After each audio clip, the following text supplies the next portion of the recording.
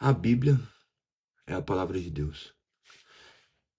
Ela contém toda a verdade do qual Deus almeja para nossas vidas. Nós não somos chamados a termos uma mera opinião, mas nos curvarmos diante daquilo que Ele disse. A palavra que aponta a verdade, ainda que nós tenhamos visões diferentes acerca do que pode ou não ser, ainda assim a palavra final sempre será das Sagradas Escrituras. A regra máxima de interpretação das Sagradas Escrituras é que a própria Sagradas Escrituras interpretam as Sagradas Escrituras. O que nós achamos ou não achamos não afeta a realidade daquilo que é. Que Deus possa ser louvado por intermédio de nossas vidas, que Ele possa nos iluminar com o Divino Espírito Santo para que possamos compreender o que de fato Ele diz, para que não tenhamos opiniões divergentes acerca daquilo que Ele estabeleceu como verdade e que possamos ser convencidos, mediante o agir do Seu Santo Espírito, a vivermos conforme Ele almeja e não conforme nossas próprias visões de mundo que vão completamente contra aquilo que Ele disse. Que o Senhor seja louvado e exaltado. Hoje iremos continuar a meditação nas Sagradas Escrituras. Nós que estamos meditando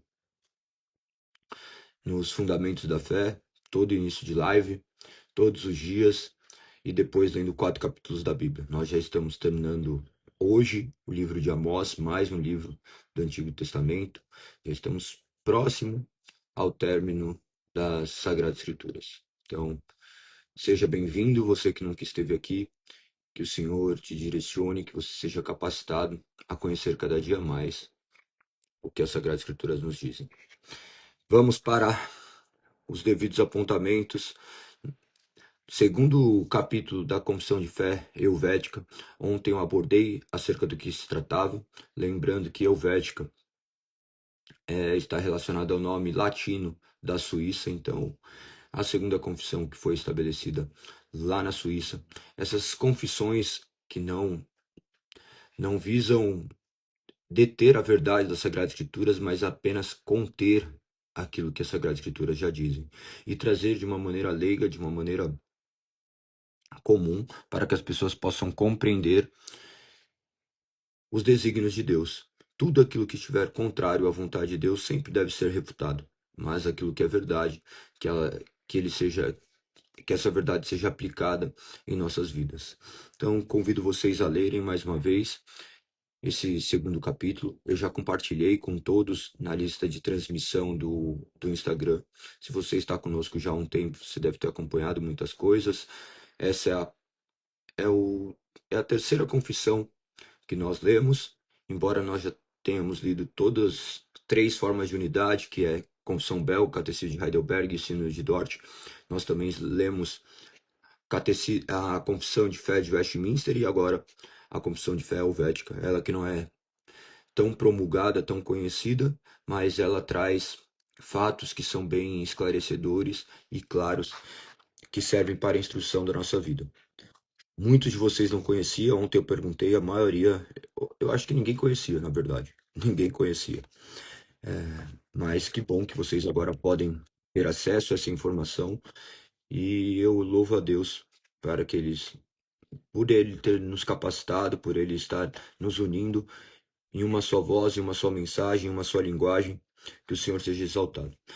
Vamos então ao que diz. Esse segundo ponto trata da interpretação das Sagradas Escrituras e dos Santos Padres, dos concílios e das tradições. Lembrando que foi escrito em 1562, sendo promulgado ou colocado em vigência em 1566. Então ela é bem contemporânea à Confissão de Fé Belga. Algumas coisas eles apontam de maneira bem detalhista, falando da mesma coisa, só que de questões de formas diferentes, mas sempre convergindo no mesmo ponto. Lembre-se, a mensagem de Deus é uma só. Ela deve ser retratada conforme está escrita, mas a forma como eu a expresso pode ter milhares de formas, mas que não alterem o seu conteúdo. Isso é É muito importante de ter essa questão.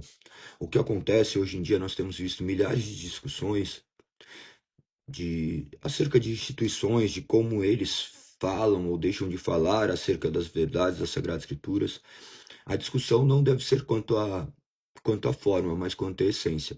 O que eu falo ou deixo de falar tem relevância apenas se retrata aquilo que as Sagradas Escrituras dizem. Agora, se o que eu falo, ainda que seja de um modo completamente entendível, divertido, é, sei lá, qualquer outro tipo de adjetivo, mas que seja uma mentira, ele não tem validade alguma. Então, não está atrelado à essência do que diz a palavra de Deus e deve ser refutado.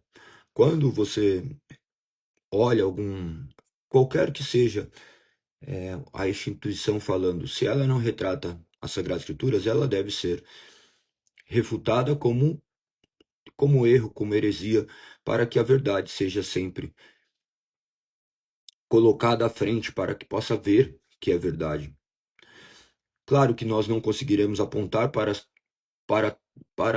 para todas as mentiras que hoje são ditas, mas a minha intenção não é apontar para mentira, a minha intenção é apontar para a verdade. Vocês não vão ver aqui eu falando mal de A ou B, de alguma questão. A minha intenção não é essa, a minha intenção é simplesmente proclamar a verdade. Deus estabeleceu o seu prumo e é através dele que ele vai medir. Tento falar o máximo acerca da verdade, ou melhor, sempre falando da verdade. Se falar de maneira errada, eu estarei errado, mas saiba que eu não estarei. Pretendo não estar errado por uma livre convicção de, sabendo estar errado, querer estar errado. Eu quero ter acesso ao conhecimento e conhecer essa verdade. Posso errar em milhares de citações ou algumas questões aqui, não estarei livre disso, mas oro para que Deus me corrija em tudo aquilo que estiver errado, para que ele seja glorificado. Que você também possa compartilhar desses pensamentos, que você também possa buscar o conhecimento da verdade e não se fechar acerca daquilo que você julga verdade. Mas aquilo que você crê deve ser crido como verdade. Galego, por que você está falando isso? Porque tem pessoas que relativizam tudo. Qual é a verdade? Isso e aquilo. Não. O que é verdade é verdade. Então não podem duas pessoas olhar para uma realidade e imaginar que as duas são verdades. Coisas diametralmente opostas serem verdades. Então, creia que existe só uma verdade. E se existe uma verdade, qual é essa verdade? Se eu creio de um jeito e você crê de outro completamente antagônico, um dos dois devem estar certos, os dois não podem estar certos e corretos à mesma forma, sendo que eles são opostos. Então, busque questionar a maneira como você crê. Isso não te leva a uma desconfiança, mas isso te leva a, a perseverar, a buscar o conhecimento da verdade, daquilo que realmente faz sentido. Tudo que você for pensar, pensa a respeito disso. Será que estou seguindo o caminho da verdade? Porque muitos não se importam disso. Muitos não se importam com essas questões, muitos apenas vão vivendo. Se pergunte se a maneira como você cultua a Deus é a maneira como Deus estabeleceu nas suas Sagradas Escrituras. Porque não são todos os cultos que são agradáveis a Deus, tá? Não são todos os cultos que Deus estabeleceu. Porque pensa que pagãos adoram a Deus e eles dizem adorar a Deus, mas Deus não estabeleceu ser adorado daquela forma. Então, naturalmente, não é a forma como Deus quis, não é a forma como ele escuta. E mesmo porque todas as orações, tudo é feito por intermédio de Cristo Jesus. Pense muito bem a respeito disso. Com uma base acerca de interpretação das Sagradas Escrituras, talvez você mude muitas coisas do que qual você talvez tenha crido erradamente e que o Espírito possa te iluminar para compreender isso. Ele retrata, nesse primeiro parágrafo, acerca da verdadeira interpretação das Sagradas Escrituras. É mencionado da seguinte forma: o apóstolo São Pedro diz que as Escrituras Sagradas não são de interpretação particular, conforme está escrito em 2 Pedro capítulo 1, verso 20. Assim, não aprovamos quaisquer interpretações, pelo que nem reconhecemos como verdadeira ou genuína interpretação das Sagradas Escrituras, a que se chama simplesmente de opinião da Igreja Romana. Lembre-se, eles também estavam retratando essa briga com a Igreja Romana. A Igreja Romana, que perpetuara o seu poder ao longo de séculos, mesmo que de maneira herética, eles foram ali utilizados como instrumentos na mão de Deus, porque nada é utilizado fora da vontade de Deus, mas isso não alivia e faz com que eles estejam certos.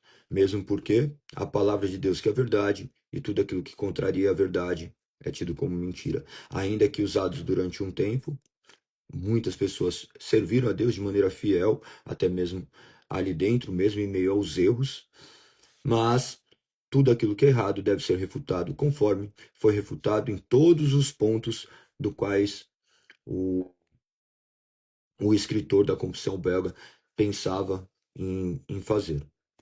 De forma que isso foi estabelecido em vários países, tá? Todos esses capítulos, eles depois seguiram como uma confissão de fé, entendendo que se retratava fielmente aquilo que as Sagradas Escrituras diziam e apontavam. Estão entendendo? Depois manda aí amém, para que eu não fique falando de maneira aleatória. Então, sempre que você puder escrever alguma coisa, escreva, mas não de maneira que você se distraia. Preste atenção, se você puder fazer as suas devidas anotações, também assim o faça, para que você possa fixar isso na sua memória. Então, dito isso, ele disse: isto é a que os defensores da Igreja Romana claramente sustentam, que deve ser imposta a aceitação de todos, mas reconhecemos como ortodoxa e genuína a interpretação da Escritura, que é retirada das próprias Escrituras, segundo o gênio da língua em que elas foram escritas, segundo as circunstâncias em que foram registradas, e pela comparação de muitíssimas passagens semelhantes e que concorda com a regra de fé e amor, e mais contribui para a glória e salvação dos homens. Então, tudo que nós lemos nas Sagradas Escrituras, ela devem estar de acordo com o que as próprias Sagradas Escrituras dizem. Acerca dessa ortodoxia, desse fiel cumprimento acerca dessas práticas do quais foram estabelecidas pelas Sagradas Escrituras, ela não parte de uma livre interpretação do homem, mas sim daquilo que as Sagradas Escrituras dizem, de maneira que nada pode estar acima do que as Sagradas Escrituras dizem. Ainda que eu possa ter a liberdade de estabelecer determinadas tradições, todas as tradições elas estarão sempre abaixo das Sagradas Escrituras. Por exemplo, eu poderia, dentro da igreja do qual eu pastoreio, entender que nós temos uma determinada vestimenta para glorificar a Deus? Sim ou não? O que vocês acham? É lícito eu fazer isso? Vou colocar vocês para pensarem, mas vocês têm que responder rápido. Não sei se fica com muito delay, mas respondam. Vamos supor, na igreja Confronto, Igreja Cristã Protestante Confronto, agora nós estabeleceríamos uma forma de se vestir. Uma forma de se vestir. Todos iriam de calça social e camisa de gola polo, com, com o símbolo da igreja. Eu poderia estabelecer isso?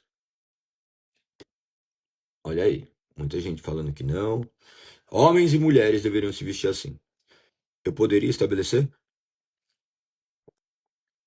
Não, não, não. Vai falar de roupa, todo mundo fica bravo, né? Olha que interessante. O que eu acabei de falar? Eu acabei de falar que tudo que for feito, tudo que for feito deve estar debaixo das Sagradas Escrituras. Eu não posso estabelecer isso como acima das Sagradas Escrituras. Mas agora, olha que interessante.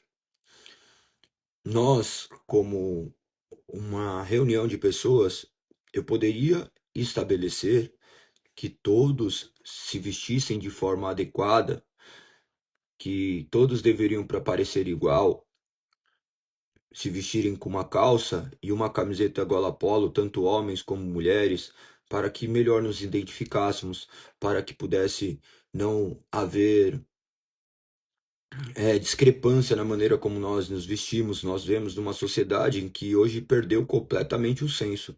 Você vê pessoas indo na igreja com roupas completamente sensuais. Então, decorrente do que a sociedade vive, a gente estabelece uma forma de se comportar explicando para as pessoas qual é a razão de fazermos isso, não como uma autoridade bíblica e não negando também uma pessoa que eventualmente chegasse até ali de outra forma, mas dizendo do que se trata e por que estamos nos vestindo dessa forma. Dessa forma, eu poderia ou não? Olha que interessante. Vocês não teriam dificuldade em dizer que sim, que poderia. Nós temos que compreender do que se trata a igreja. Algumas pessoas estabelecem formas de se vestir peculiares por conta do que acontece na sociedade mesmo. Então, observe que muitos não fazem isso falando que eles devem fazer porque senão eles vão ao inferno. Não é causa de salvação você se vestir de maneira A ou B, mas aí é uma forma de convenção daqueles que vivem dentro do mesmo ambiente. Então é uma questão muito delicada, tá? É uma questão muito delicada, porque não é estabelecido na palavra de Deus a maneira como nós deveríamos nos vestir nos mínimos detalhes, mas tudo deve ser feito com ordem e decência. Só que o que é ordem e decência? Ordem e decência nos conceitos de hoje é completamente diferente do que no tempo que foi no passado. Então é muito, muito mais complexo do que vocês imaginam. Então nós não poderíamos estabelecer algo contrário à palavra, mas ainda nós teríamos liberdade para estabelecer uma forma de nos reunirmos. Você vai ver muitas igrejas se vestem de determinada forma e nós não poderíamos dizer que eles estão errados, mas se você não concorda, você não deve simplesmente frequentar aquele lugar. E você não frequenta aquele lugar, você não vai ser mais ou menos crente, porque as outras pessoas se vestem de determinada forma. Olha como é complexo o raciocínio para entender do que se trata esse organismo vivo que é o corpo de Cristo. É muito complexo, né? Olha aí, vocês então já quebraram alguns paradigmas falando que não, mas naturalmente nós já pensamos que sim. Então, nós não poderemos nos vestir colocando um jugo pesado e falando assim, ó, você deve se vestir assim por causa disso, se você não fizer isso, você vai para o inferno. Não, não é sobre isso. Mas daí vocês convidarem as pessoas a compreenderem de maneira que naturalmente eles vão entender que é para zelo, para cuidado, para promulgação da palavra, para que a palavra possa se tornar cada vez mais conhecida. Então, conseguir entender a razão peculiares que estão ali, o que aconteceu que ao longo da história as pessoas começaram a colocar uma série de coisas estabelecendo como verdades aquilo que as Sagradas Escrituras não dizem.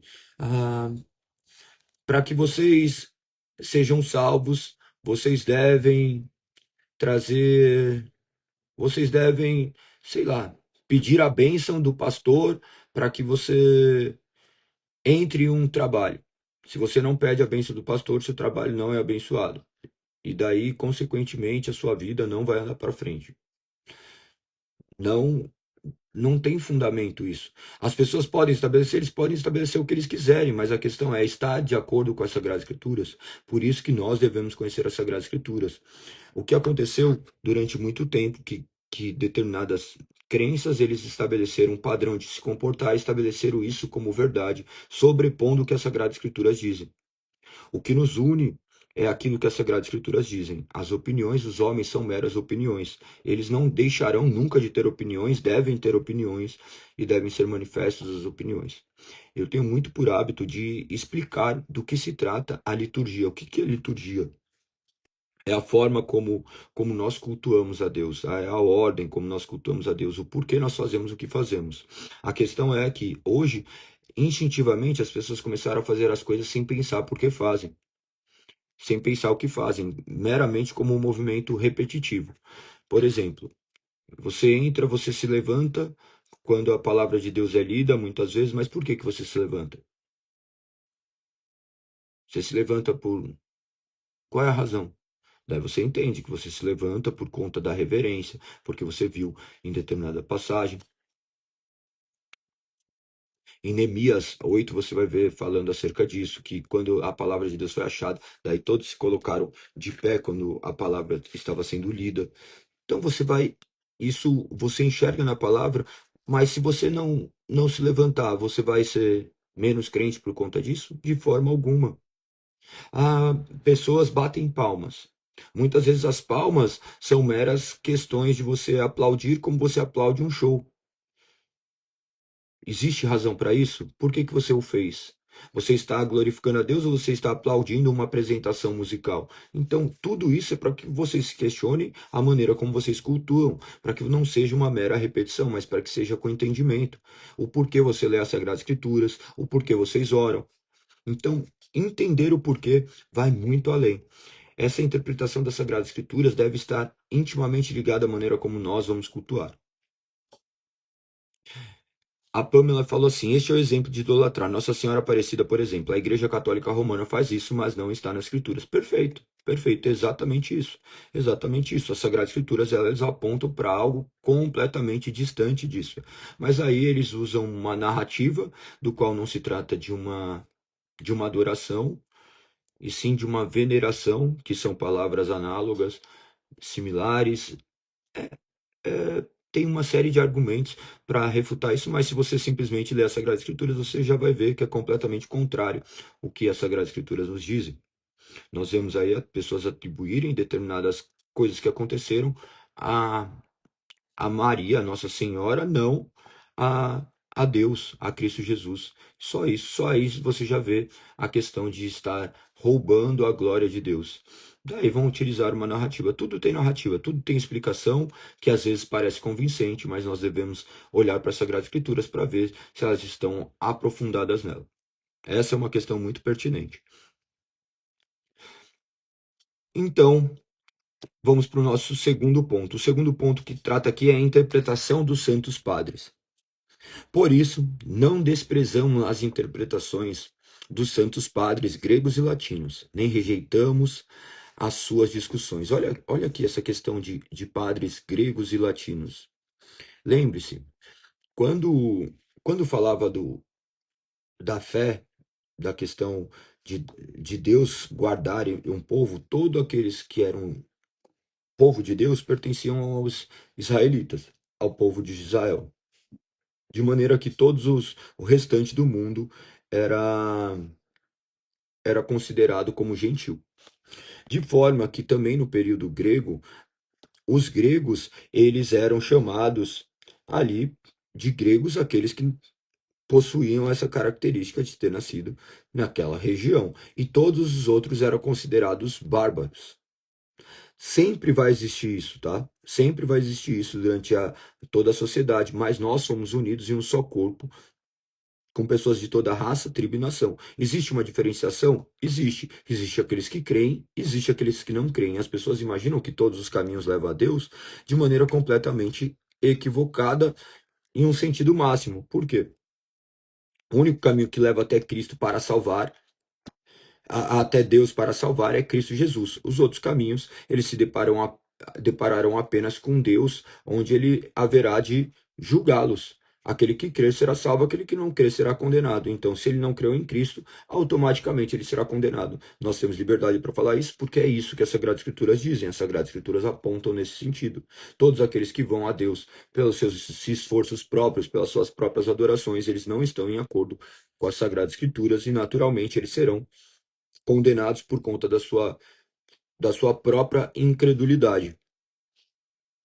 Quando retrata aqui acerca dessas interpretações, exige um respeito, mas aquilo que estiver em desacordo com a palavra de Deus deve ser apontado quais são os fundamentos, e se as pessoas quiserem se convencer disso, se Deus quiser convencê-las, que bem, se a pessoa quiser, porque ela, pela própria responsabilidade dela, continuará seguindo seu caminho completamente equivocado. Quando ela deve sim raciocinar e pensar se de fato ela segue o que é verdade. Então, essas interpretações do passado, olha o que diz aqui.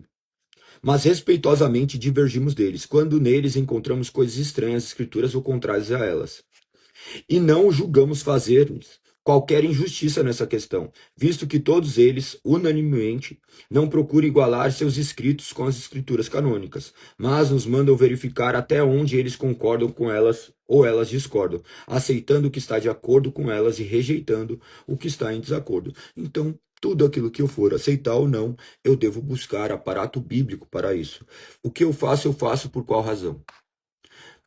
Pensa, você não vai encontrar uma igreja perfeita para você, tá? Porque todas as igrejas são imperfeitas. Se você mesmo implantar uma igreja, você vai ter que fazer coisas que você não gosta. Por exemplo, eu implantei uma igreja. Não porque eu não me adequava a nenhuma, muito pelo contrário, foi por conta de uma comunidade do qual não ia a outro lugar e nós nos reunimos ali.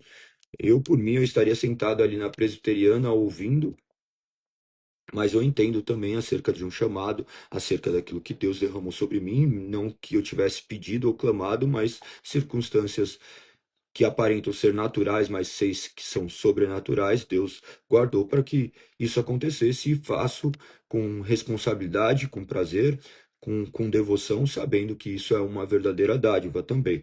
Mas, dessa forma, eu, eu não crio, eu tenho que seguir coisas que, por vezes, até inconscientemente eu as nego. Mas eu não sou chamado a manifestar ali a minha opinião, e sim o que as Sagradas Escrituras dizem.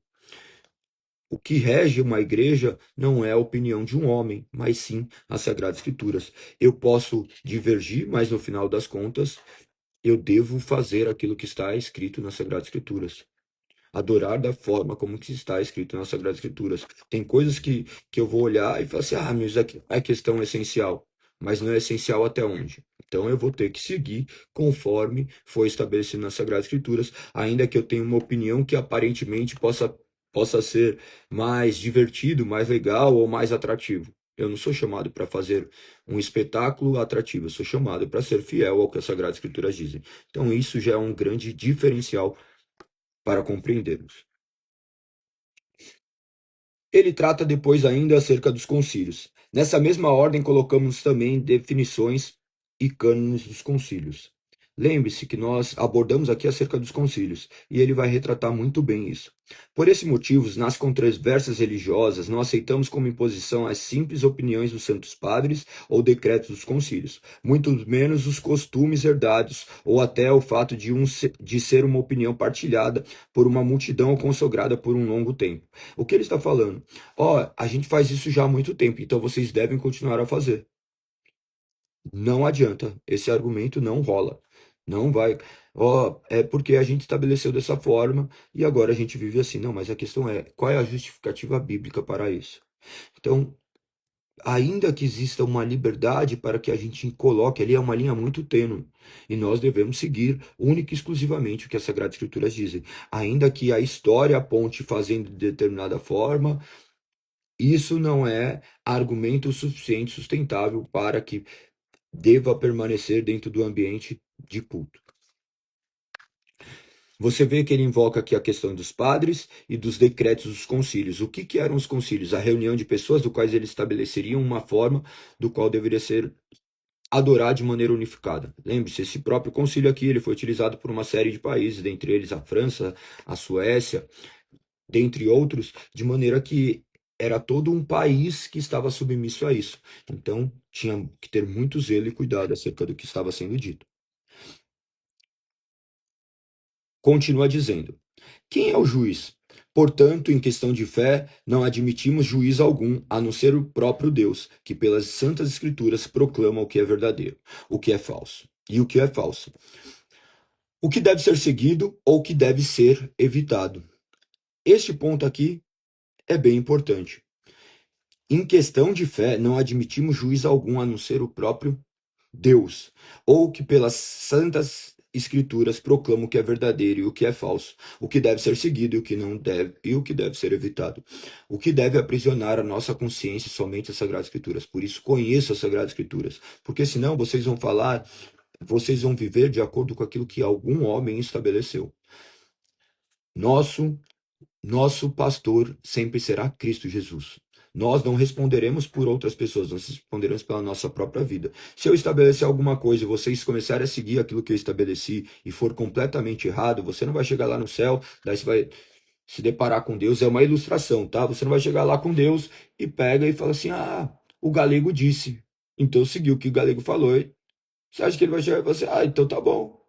O galego disse, aí sim, foi o galego, hein? Não, se tiver errado, tá errado. Estava escrito, você não seguiu? Vai você com ele para aquele lugarzinho ali, porque vocês viveram conforme a vontade de vocês. Vocês não buscaram analisar qual é a minha vontade. Nós não somos chamados a fazermos a vontade de homens, e sim a vontade soberana de Deus. Então, preste atenção para não ir para um lugarzinho quentinho, junto com todos aqueles que deturpam a palavra de Deus, tá? Tenho muito clara essa concepção.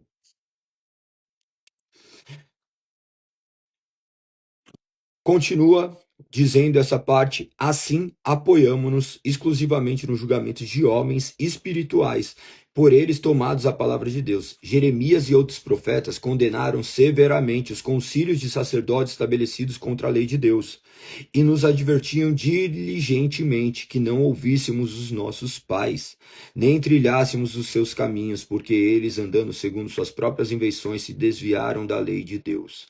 Sempre apareceram pessoas falando que a lei de Deus não era dessa forma, e sempre existiram pessoas também que falavam e apontavam para o caminho que era de Deus. Quando ele menciona Jeremias, vocês lembrem-se que quando Jeremias profetizava, tinha os outros profetas que se reuniam para falar contrário ao que Jeremias falava. A mensagem que Jeremias falava vinha direto de Deus, ao passo que aqueles homens estavam falando dos seus próprios corações, e a mensagem era atraente e muitas pessoas queriam seguir, de forma que eles acabaram condenados pela sua desobediência, condenados pela sua rebelião de não se curvarem diante daquilo que Deus dizia. Da mesma forma que vocês vão ver em todas as Sagradas Escrituras acontecer isso. Vocês vão ver depois nos capítulos que nós vamos ler hoje, em Amós também acontece algo muito semelhante. As pessoas não querem se curvar ao que as Sagradas Escrituras dizem, então constroem um Deus para si mesmo. Que você não construa um Deus para si mesmo, que você se curve diante da soberana palavra de Deus. Quais são os lemas da Sagrada Escritura, da Reforma Protestante? Somente a Escritura, somente a fé, somente a graça, somente Cristo, somente Deus a glória. Este é o alicerce, as 5 solas que deve nortear as Sagradas Escrituras. Procurem estudar muito sobre isso, sobre as doutrinas da graça. Depois pesquisem o que são as doutrinas da graça, que retratam a verdade acerca da fé protestante. Que o nome do Senhor seja exaltado por intermédio disso tudo que eu tenho dito, e tomara que o Espírito, eu oro para que o Espírito penetre o seu coração e lhe traga desejo para conhecer mais do que as Sagradas Escrituras dizem, para que vocês não sejam escravizados por mentes humanas.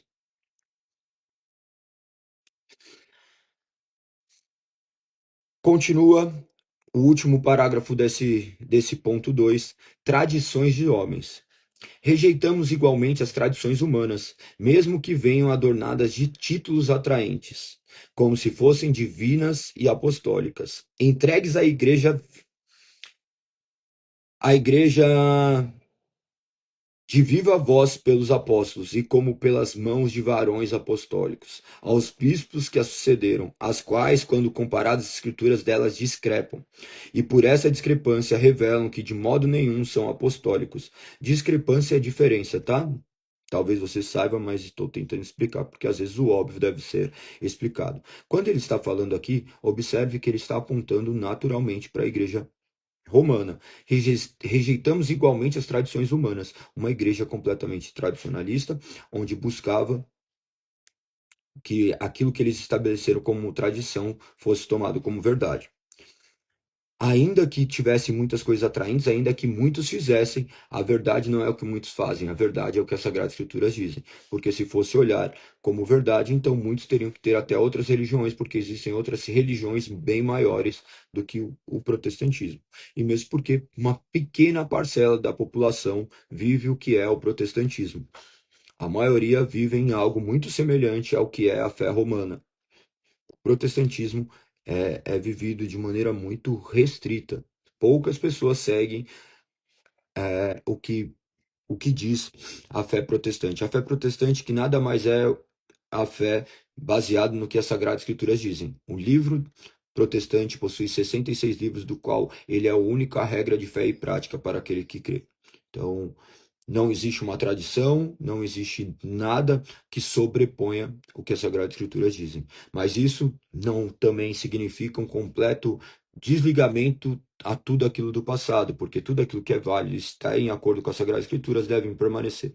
As nossas tradições emanam das Sagradas Escrituras e não as nossas tradições apontam para o que as Escrituras devem seguir, deve dizer. Então, não está em pé de igualdade de forma alguma. Então, tudo aquilo que for contrário ao Sagrado Escritura sempre deve ser desprezado.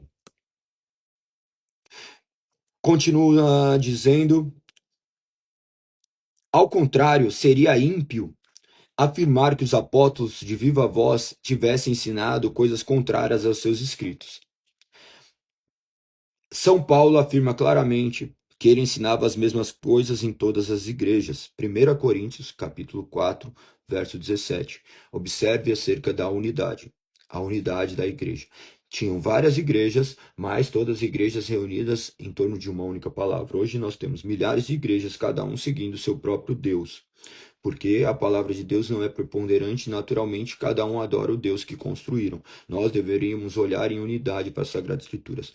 Todas as igrejas, eles reivindicam para si a autoridade que emana da Bíblia, mas a questão é o que você entende da Bíblia, o que você entende acerca das Sagradas Escrituras, o que você entende acerca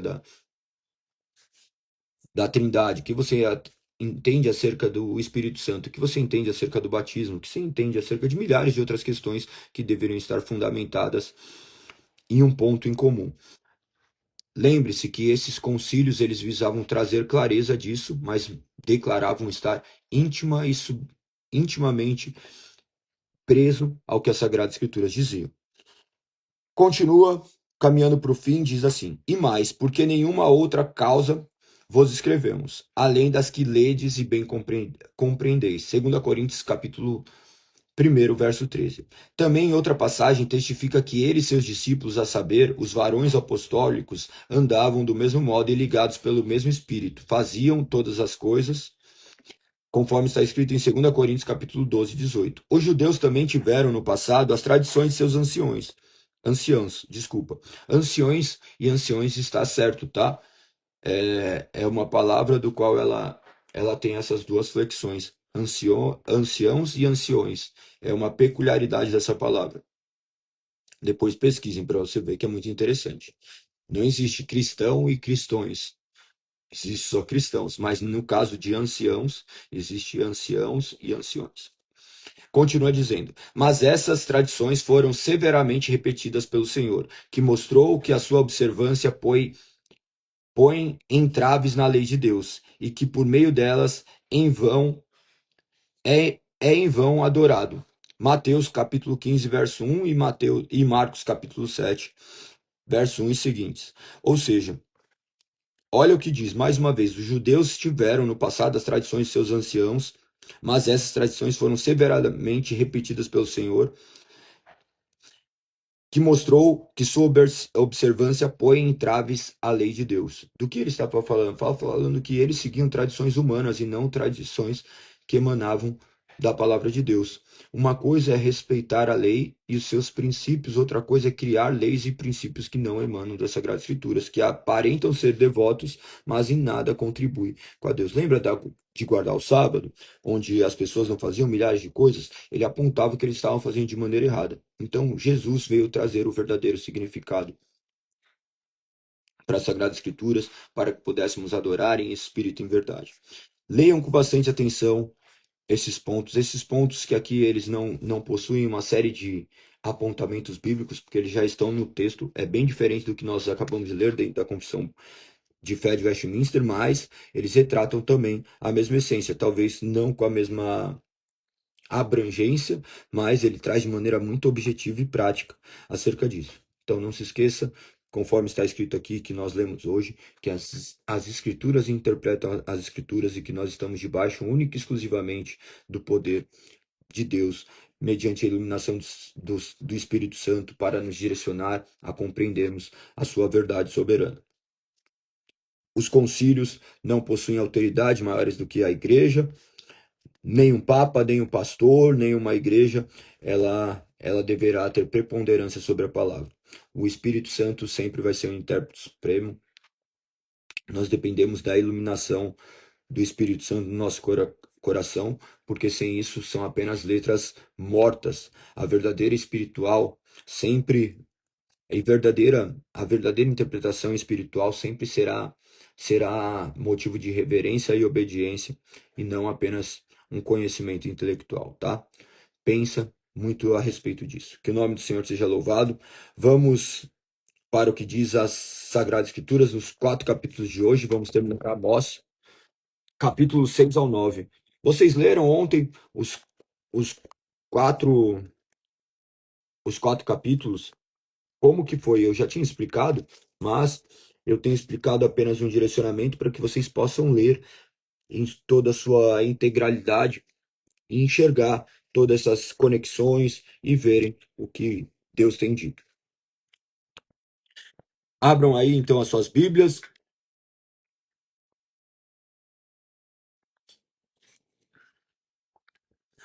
Abram suas Bíblias.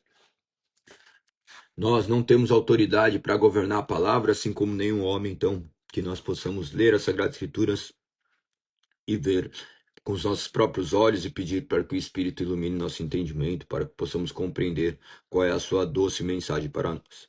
Nós estamos submissos à palavra de Deus e não acima do texto. Jamais. Capítulo 6.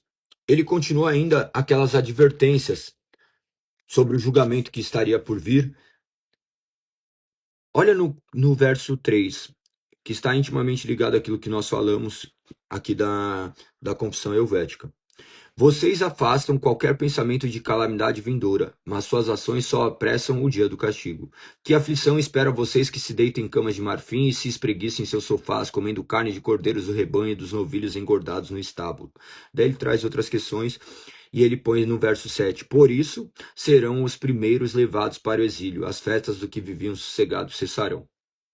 Ele traz aquele povo que criava para si uma lei completamente diferente daquilo que Deus estava avisando-os. Lembre-se que esses profetas eram ordenados e inspirados por Deus, de maneira que eles traziam a mensagem que era direta de Deus, que deveria ser completamente obedecida, mas devido à dureza de seus corações, eles negavam essa palavra e criavam para si leis completamente diferentes daquilo que Deus tinha almejado para eles. Muito semelhante ao que nós continuamos a fazer hoje. Nós não temos um profeta inspirado por Deus, mas nós temos uma palavra completamente entregue por Deus, que deve ser seguida de Gênesis a Apocalipse. Então a voz de Deus não está longe, você não precisa buscar em alguém que vai te falar alguma coisa, mas você deve abrir as suas sagradas escrituras, compreender o que as escrituras dizem, clamar para a iluminação do Espírito Santo, para que ele possa te direcionar. Viver em uma comunidade onde existe uma ordem, uma decência, onde existe um pastoreio, onde existe uma unidade entre você e os seus irmãos, esse pastoreio mútuo, porque nós somos feito um reino de sacerdotes, onde cada um da igreja ali tem essa função de auxiliar uns aos outros para a honra e glória de Deus.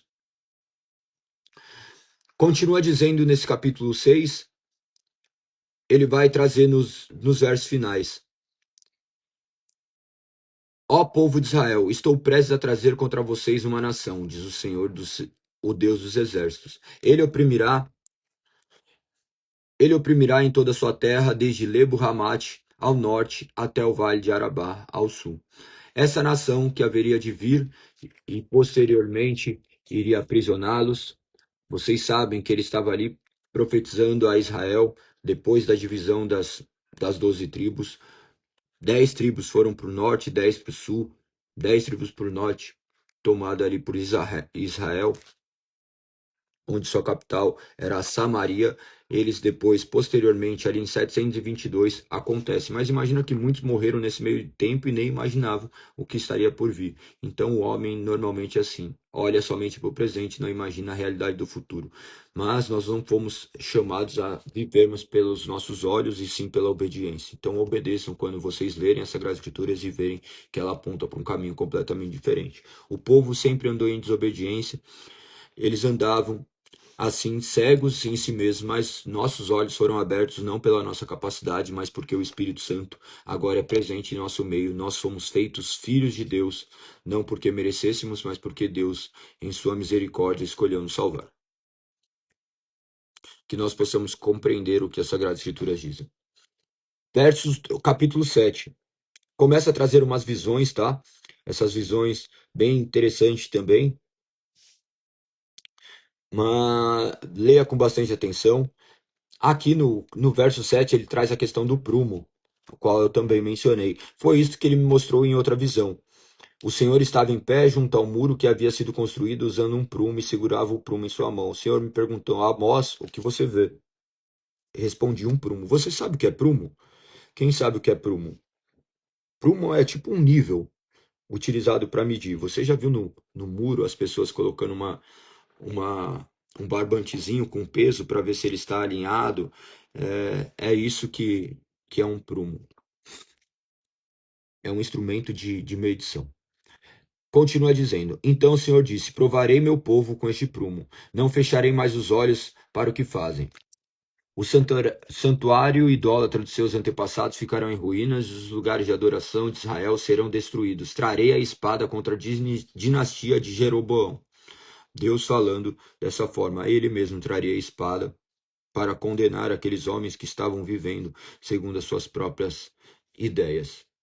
No verso 10 em diante, você vai ver ali o Amós e Amazias, de maneira que o rei pede para que ele vá até lá. Olha que interessante, diz, verso 10. Então Amazias, sacerdote de Betel, enviou uma mensagem a Jeroboão, rei de Israel. Amós conspira contra o rei aqui mesmo, no meio do povo, falando coisas intoleráveis. Assim diz ele: Em breve Jeroboão será morto pela espada e o povo de Israel será enviado para exílio. Então, acho que eu inverti a ordem, né? Amazias manda essa mensagem para Jeroboão, que era rei, contando o que estava acontecendo. Lembre-se que sempre aconteceu isso. Os profetas que falavam a verdade, eles eram expulsos porque as pessoas queriam ouvir mensagens confortáveis para o seu coração enquanto viviam completamente no engano e a palavra apontava para um caminho completamente diferente, de forma que eles foram todos condenados por não ouvirem a palavra de Deus. Continua no verso 12, dizendo: Então Amazias ordenou a Amós: Vá embora daqui, profeta, volte para a terra de Judá e ganhe a vida profetizando ali. Não nos incomode com suas profecias aqui em Betel. Este santuário do rei é lugar de adoração de todo o reino. Amós respondeu: Não sou profeta, nunca fui treinado para ser profeta, sou apenas um boiadeiro e colhedor de figos. Mas o Senhor me tirou de junto ao meu rebanho e disse: Vai e profetize a meu povo Israel. Agora, portanto, ouça a mensagem do Senhor. Você diz: Não profetize contra Israel, pare de pregar contra meu povo, mas assim diz o Senhor: Sua esposa se tornará prostituta nessa cidade, e seus filhos e filhas serão mortos pela espada. Sua terra será dividida, e você morrerá em terra estrangeira. O povo de Israel certamente será levado para o exílio, para longe de sua terra natal. Ou seja, ele profetizou aquilo que ia acontecer, conforme aconteceu. Imagina que depois, em 722, no exílio assírio, como deveriam ser eles. Nossa, Deus avisou que ia acontecer e aconteceu e eu não ouvi. É aquela questão que nós sempre abordamos, né? A pior palavra para se escutar é eu te avisei.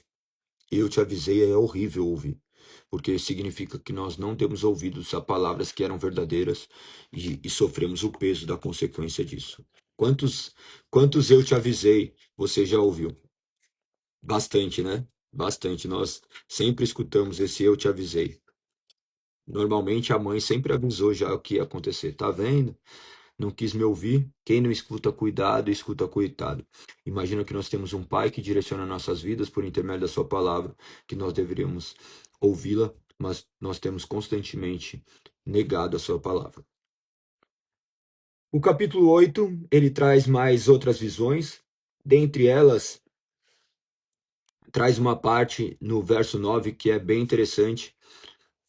Diz assim: Naquele dia, diz o Senhor soberano, farei o sol se pôr ao meio-dia. Em plena luz do dia escurecerei a terra. Transformarei suas festas em tempos de lamento e seus cânticos em canções fúnebres. Lembre-se que em Cristo tudo foi cumprido. A morte de Cristo, quando ocorre a morte de Cristo, nós vemos essas densas trevas invadirem o espaço-tempo, de maneira que ao meio-dia, no meio do dia, o sol se escurece. É surreal, né? É surreal. Então, isso escrito 750 anos e depois acontecendo conforme foi escrito.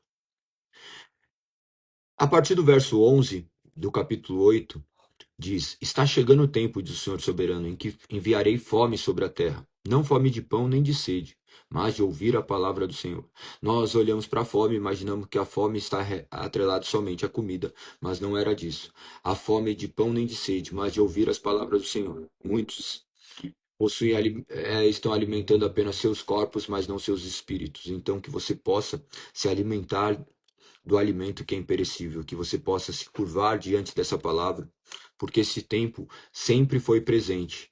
Está chegando o tempo do Senhor soberano, em que enviarei fome sobre a terra, e não fome de pão nem de sede, mas de ouvir as palavras do Senhor. Então não são todos os lugares que falam de Deus, que realmente alimentam as pessoas com a palavra de Deus. Muitas coisas estão atreladas a meras concepções humanas, mas que Deus traga entendimento para essa palavra. Essa fome e sede, essa fome que não é uma mera analogia, mas uma realidade, que nós possamos compreender do que se trata. O verso 12 diz: As pessoas andarão sem rumo de mar em mar, de um extremo a outro, em busca da palavra do Senhor, mas não a encontrarão. Naquele dia, moças belas e rapazes fortes desmaiarão de sede, e aqueles que juraram pelos ídolos de Samaria, que fazem juramentos em nome do Deus de Dan e votos em nome do Deus de Berseba, todos eles cairão e nunca mais se levantarão. Lembre-se que essas pessoas estavam buscando palavras que afanavam o seu coração. Lembre-se de Amazias, que nem nós lemos agora no capítulo 7, onde ele não queria ouvir o que a palavra de Deus dizia. Ele expulsa Amós do seu convívio. Você vai ver também outros profetas serem expulsos. Você vai ver Jeremias ser jogado na em uma cisterna também, ser colocado dentro de um poço, sofrer açoites, trazendo a palavra verdadeira do Senhor.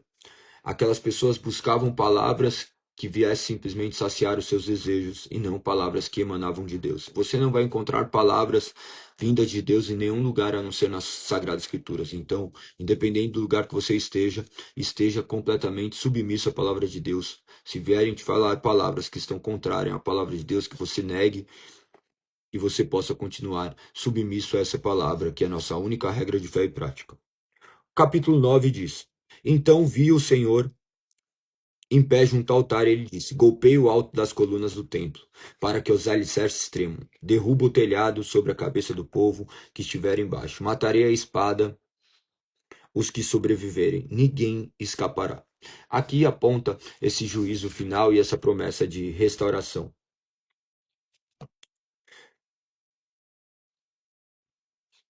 Verso 7 do capítulo 9. Acaso os israelitas são mais importantes para mim que os etíopes? Diz o Senhor: Tirei Israel do Egito, mas também tirei os filisteus de Creta e os sírios de Quir. Ele manifesta a sua soberania sobre o mundo inteiro. Ainda que Deus tenha escolhido um povo para si, ele não escolheu um povo de determinado território, ele escolheu pessoas de toda raça, tribo e nação, e aqui nós podemos ver isso de maneira muito clara. Então, existem pessoas que serão salvas por Deus mediante a qualquer tipo de nacionalidade. Não é porque você nasceu num lar cristão, não é porque você fez algo, mas porque Deus escolheu salvar.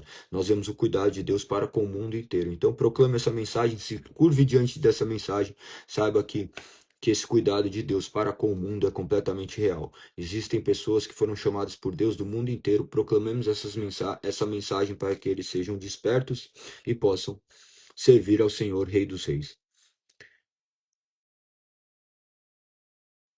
Continua dizendo: Nossa, eu li alguns versos anteriores aqui, bati o olho. Olha como ele retrata a soberania. Mais uma vez, o verso 5. O soberano Senhor dos Exércitos toca a terra e ela se derrete, e todos que nela habitam lamentam. A terra se levanta como o Nilo, o rio do Egito, na época dos enchentes e depois afunda.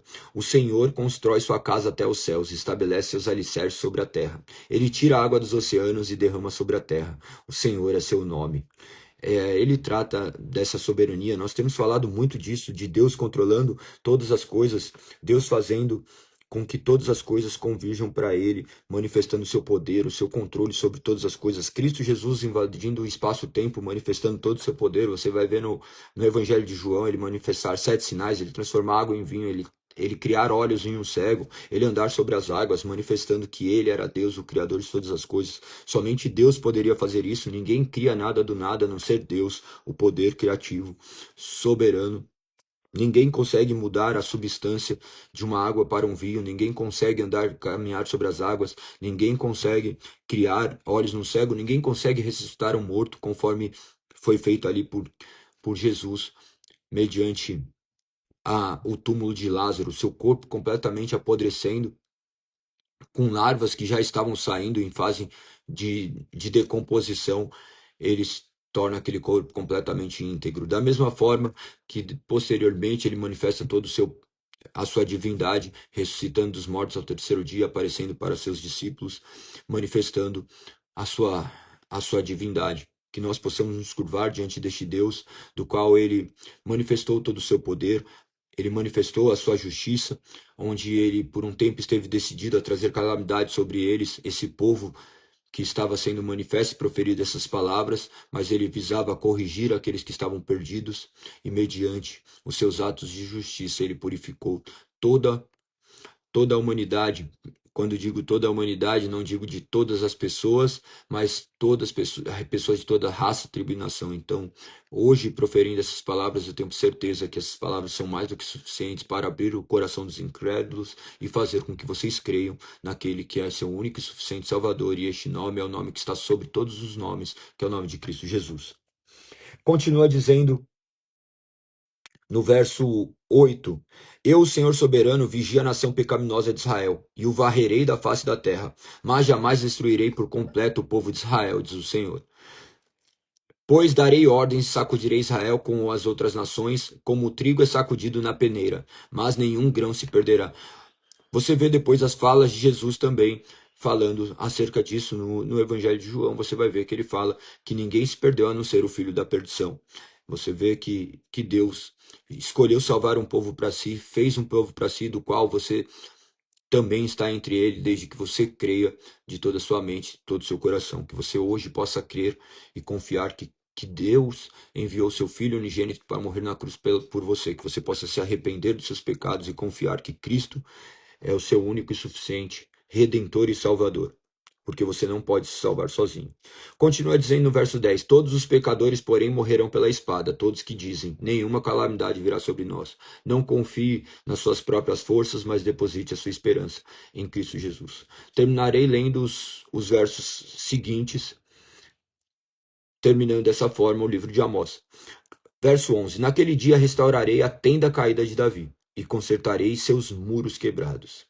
Nas ruínas a reconstruirei e restaurarei sua antiga glória. Israel possuirá o que restar de Edom, e todas as nações que chamei para serem minhas. Olha que interessante, as nações que ele chama para serem dele. O Senhor falou e fará essas coisas. Verso 13: Virá o tempo, diz o Senhor, em que trigo e as uvas crescerão tão rápido e que o povo não dará conta de colhê-los. Vinho doce gotejará das videiras, no alto das colinas de Israel. Trarei meu povo exilado de Israel de volta de terras distantes. Eles reconstruirão as cidades destruídas e voltarão a morar nelas. Plantarão vinhedos e jardins, comerão de suas colheitas e beberão de seu vinho. Eu os plantarei firmemente ali, em sua própria terra. Nunca mais serão arrancados da terra que lhes dei, diz o Senhor seu Deus.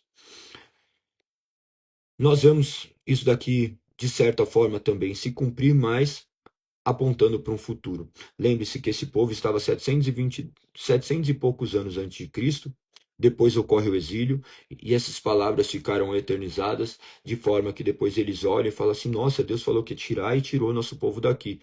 Fomos exilados, e depois essas mesmas palavras manifestariam o poder de Deus de guardá-los, porque mesmo em nações distantes, Deus permaneceu guardando aquele povo, os remanescentes, do qual ocorreu a reconstrução do templo. Daí durante um tempo fica ali sem nenhuma profecia, depois vem Cristo Jesus.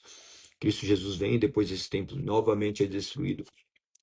E agora nós esperamos essa nova Jerusalém, do qual será o tempo eterno, onde o tempo sempre é eterno, né? A gente que se situa em presente, passado e futuro, mas no final das contas tudo é eterno. Até eu explicar isso vai demorar mais algum tempo, mas a questão é: quando nós olhamos para essa realidade, nós olhamos para a realidade futura, do qual certamente há de vir, porque as palavras de Deus sempre são fiéis e verdadeiras. Então confie no Senhor, confie que Ele prometeu essa restauração já chegou até você. Que essa palavra penetre o seu coração, que você seja direcionado por Deus a confiar e servi-lo de maneira que Ele seja glorificado. Amém? Hoje nós cultuaremos o Senhor, nós continuaremos a exposição do livro de Romanos. Nós estamos em Romanos, capítulo capítulo 4 agora, né? Vamos entrar, acho que no capítulo 4. Acho não, sim, né? Nós entraremos no capítulo 4. Convido vocês a estar conosco ali na Avenida dos Bandeirantes, 1440, na Vila Olímpia, ou entrada também pela Rua Breja Alegre 138. Nós somos uma igreja protestante, igreja cristã protestante de confronto. Nós adotamos as 3 formas de unidade. Procuramos ser completamente bíblicos, fiéis e simples, vivermos a igreja de maneira mais simples possível, de forma que o nome do Senhor seja glorificado. A simplicidade não é ser desprovido de apetrechos também, mas a simplicidade do qual eu me refiro se diz a simplesmente viver a palavra e clamarmos para que o Espírito nos conduza ao conhecimento. Então, eu convido você a estar conosco. Todas as manhãs nós estamos aqui falando acerca da palavra de Deus. Nós estamos prestes a terminar as Sagradas Escrituras. Amanhã nós iniciaremos Obadias, depois Jonas, que é muito, muito legal, Jonas. Não terminaremos Jonas, iremos até o capítulo 3. Então, Obadias, que só tem um capítulo, e depois Jonas até o capítulo 3. Vai ser fantástico. Tem sido muito edificador esse momento. Ler essas confissões de fé também, eu creio que tem direcionado muitas pessoas ao conhecimento genuíno das Sagradas Escrituras. Se você chegou agora e você não tinha visto ainda, você, se você quiser, ainda dá tempo de terminar de ler as Sagradas Escrituras. Você tem tempo, só ler, que você vai terminar um dia. Mas todos os anos nós temos como intenção ler as Sagradas Escrituras para que possamos glorificar o nome de Deus. Então amanhã estaremos aqui, se assim Deus permitir. Tenha um excelente dia, que o nome do Senhor seja glorificado. Amanhã nós abordaremos dentro da confissão de fé helvética de Deus, sua unidade e a Trindade. Vocês já têm na lista de transmissão o link completo da confissão de fé belga. Leia com bastante atenção e tenho certeza que vocês poderão enxergar com mais precisão aquilo que Deus diz por intermédio das suas Sagradas Escrituras. Que o nome do Senhor seja louvado. Tenha um excelente dia, uma excelente manhã. Tamo junto, um beijo no coração. Fui. Até mais tarde para que eu vou ver, se não. Até amanhã aqui, 5h59 para a honra e glória do Senhor. Não se esqueça de comentar e compartilhar com o máximo de pessoas para que mais pessoas sejam impactadas pela palavra de Deus. Um beijo, fui!